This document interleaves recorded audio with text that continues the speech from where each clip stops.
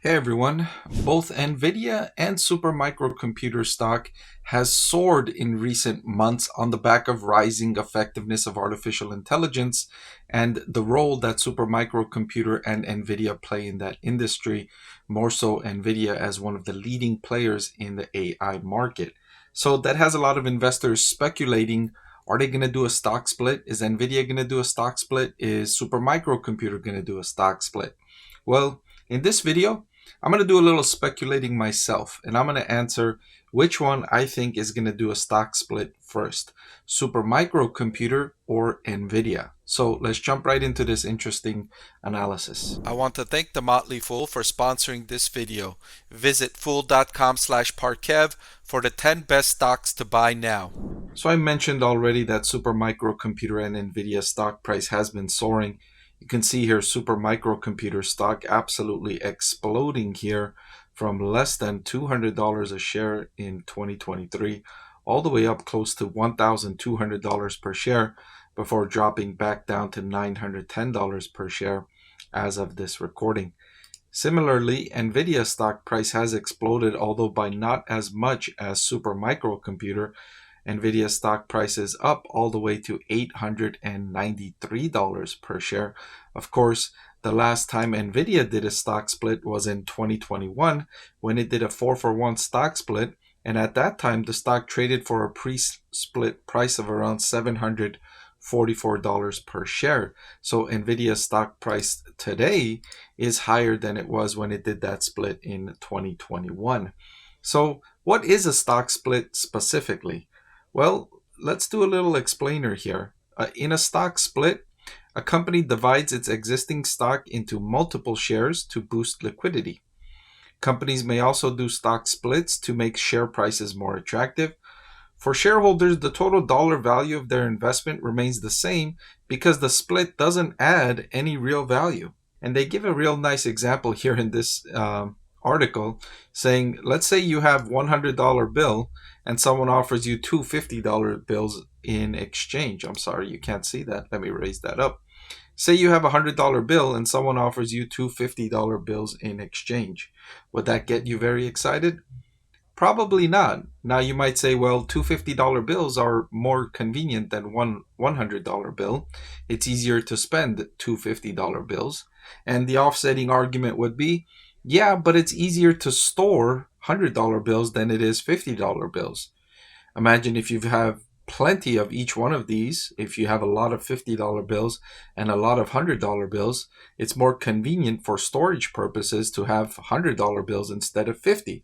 So there are offsetting factors, and that's not unlike a stock split. There are offsetting factors, one that favors the stock split and one that offsets the stock split. So in the end, you're pretty much right where you started, and there isn't really any real value being added with the stock split. Now, here I've made a little bit of a chart here for positive factors from a stock split, one of which is that it lowers the per share price, making it more affordable to investors who cannot buy fractional shares. Now, there's a lot of brokerages that offer fractional purchases. So if you want to spend $100 on a $1,000 stock, you can do that. You just buy a fraction of a share instead of buying an entire share. So there are brokerages that do that. So where this favors is for those individuals that want to buy one of these elevated stocks that cannot afford to buy it, but also they're at a brokerage that does not offer fractional share buying, and they don't desire that stock enough to change brokerages so that they can purchase that stock. So imagine that select share of people that encompasses, and whether or not and how much buying power that adds and how much that's going to really change the fundamental factors and valuation of a stock, given that subset of people. So it does increase liquidity at the lower share price, which reduces the bid-call spread. Now, when you have stocks selling at, let's say, $900 per share, the bid and ask spread could be wider, right? It could be $2, $3. And not for the actual stock, but more so the options. When you're trading in the options market, there's a wider bid and ask spread, and the midpoint could be quite large sometimes, several percentage points. And so when you have the lower stock price, the spread between the bid and call is narrower. So you have more liquidity, you have more transactions taking place because the spread isn't as wide. When the spread is wide, there is fewer transactions because you have one person that wants to sell at maybe $100 and you have another one that wants to buy at $90. And so no transaction takes place because there's a gap between the seller and the buyer. Well, when the share prices are smaller, that leaves a narrower gap and more transactions take place when the person that wants to buy is at $7 and the person that wants to sell is at $9. It's more likely that a transaction takes place and someone crosses that bridge and bids at $8 and there's a transaction that takes place. So that is a positive from stock splits. And then you have the behavioral bias from the desire to own 10 shares of $100 stock instead of one share of $1,000 stock. Now this is the same thing, right? You still have $1,000 worth of this stock, but some individuals would prefer to have 10 shares at 100 instead of one share at 1,000. That's just a preference. It's a behavioral bias. It exists, and so we have to acknowledge it. And finally, the publicity surrounding the stock split. And it doesn't just start with the stock split, it starts with the speculation surrounding the stock split. You might find this quite ironic, as what I'm doing in this video is precisely what I'm talking about here. This is publicity surrounding the stock split, right? I wouldn't be making this video if there wasn't the possibility, the potential of a stock split. And so this is creating more attention around the stock. More people are watching a video about the stock. You might go on and do more research about these two stocks. And ultimately, you might purchase one of these two stocks because of this video or because of the speculation surrounding the stock split. So those are all the positive factors from a stock split. The offsetting factor is sales from value-oriented investors. And I misspelled that, so I'm going to fix it on the fly. Value-oriented investors when price increases without justification from increasing fundamental factors. What do I mean by all that jargon that I just said right there? Well, when a stock price increases because of these factors I listed above, the fundamental value of the company is not improving. Its profits have not increased, its cash flow hasn't increased, its competitive position hasn't improved, its risks haven't decreased. Nothing surrounding the fundamental factors have changed, but the stock price increases. And so that makes the stock less attractive to an individual like myself who's looking at value. I'm looking at what I'm getting for the price that I'm paying. I'm not speculating on short-term movements of the price. I'm not trying to buy a stock before it does a split and then sell it right after it does a split.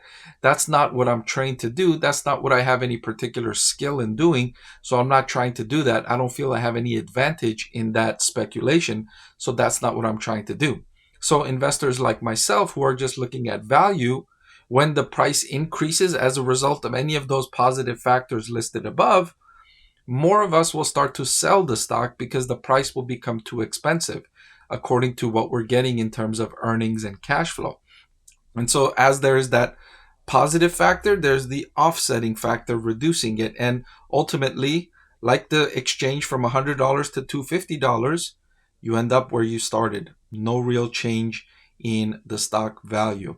And so if you're looking at it in this perspective, I can share you super microcomputer. You see the stock price exploding higher, but look what else has exploded higher. Look at its earnings per share over a trailing 12-month period.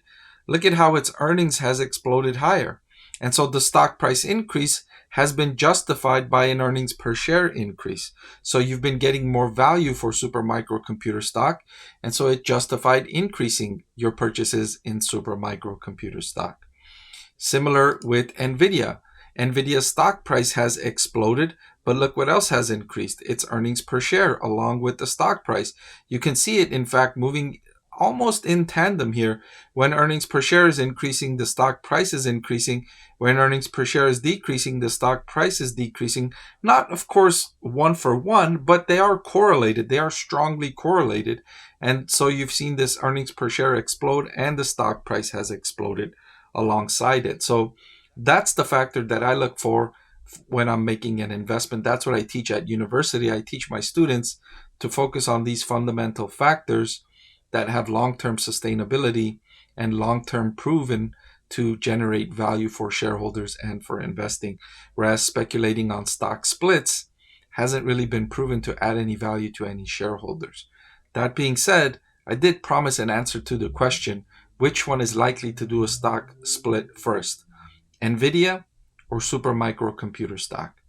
And I would say, based on the data, that Nvidia did a stock split when it was trading at $744 per share, I would say that Nvidia would be first between these two to do the stock split. Before I let you go, let me tell you about the greatest deal on YouTube. With just a click of a button, you can get free financial analysis from a professor with decades of investing experience. So what are you waiting for? Hit that subscribe button, and I'll see you again soon.